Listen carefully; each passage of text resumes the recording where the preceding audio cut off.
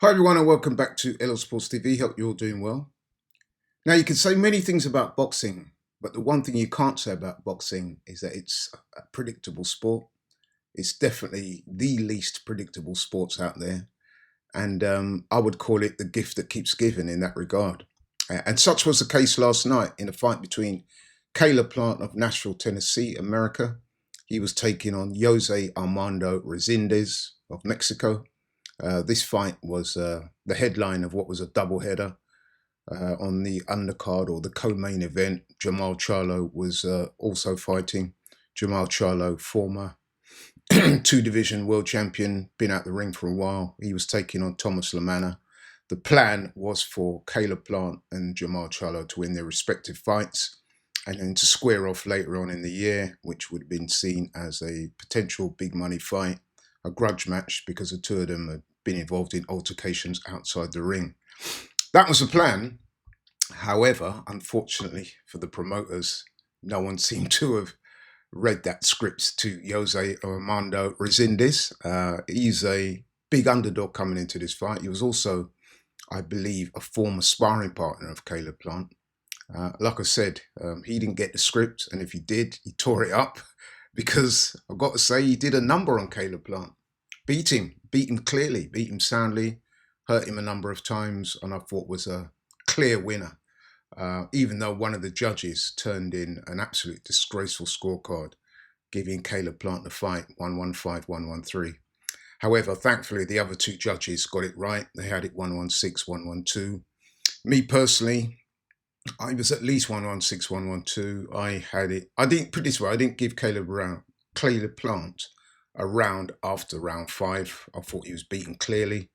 I thought the fight started with Caleb Plant trying to take centre of the ring. He's the slightly bigger man in there. He was trying to assert his dominance. By the way, the fight was a 12-round fight. Caleb Plant was defending his WBA interim super middleweight title. So yeah, that's the backdrop to the fight. Yeah, I thought Caleb Plant started. He was trying to get on the front foot, but almost straight away I noticed that he looked, how can I put it? He looked a tad ponderous in there, tad slow, a little bit heavy-legged. Yeah, he just didn't look his normal self to me. I thought he looked laboured. I thought he had his hands too low, his chin up in the air, throwing one punch at a time, trying to pot shot. And although he won a couple of the early rounds, mainly on work rate because Resendiz started off quite slow, I didn't think Caleb Plant looked anywhere near what I would have expected him to look. And yeah, once Resendiz sort of calculated to himself that Caleb Plant wasn't really up to much, Resendiz, you could see him growing in confidence and stepped on the gas. And by about rounds 5, certainly after round 6 anyway, it was all Resendiz. I think I gave him pretty much all the rounds. I think he hurt Caleb Plant quite badly in the 9th round. And yeah, I thought Resendiz looked the younger, stronger, quicker, sharper fighter. I thought he threw some good combinations. As I said, he hurt Caleb Plant a number of times in the fight, most notably in round 9 when he looked like he might have Caleb Plant in serious problems. He just looked the better fighter in there, which was a surprise. I mean, Caleb Plant was coming off a decent win against Trevor McCumbee. He was talking about fighting again for more world titles. But I've got to say, on this showing, he didn't look very good at all. I've got to say, it could have been just a bad night at the office. Or maybe starting to show his age a little bit. I mean, he's 31 going on 32 or something like that now. He's been boxing a long time, was a good amateur. Been around a long time. You never know whether, the wear and tear and the fights and all that starting to catch up with him because he definitely didn't look at his best last night. Far from it. So he might go away from the fight and opine that it was just a bad night at the office. Or maybe there's some deeper questions that need to be asked there. But yeah, he looked tired, old, jaded, all of those. And it was not a good look for him at all. I've got to say that. And he was well beaten. I mean, like I said, I didn't give him a round past round 5 or 6. Certainly after the 5th round, I didn't give him a round. So, Yeah, food for thought for Caleb Plant, man. He's been a very good fighter up until now. He was beaten by Canelo, of course.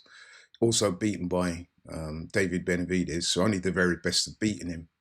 But this loss will hurt him because this fight here was a chance for him to showcase his talents and show that he still belongs at the top. He was also defending his WBA interim super middleweight world title, but he looked miles off it. I've got to say that. Yeah, I don't know what's going to happen with that fight with Jamal Charlo. Jamal Charlo featured, as I said, as a co-main event. He fought a guy from New Jersey, I think, called Thomas LaManna.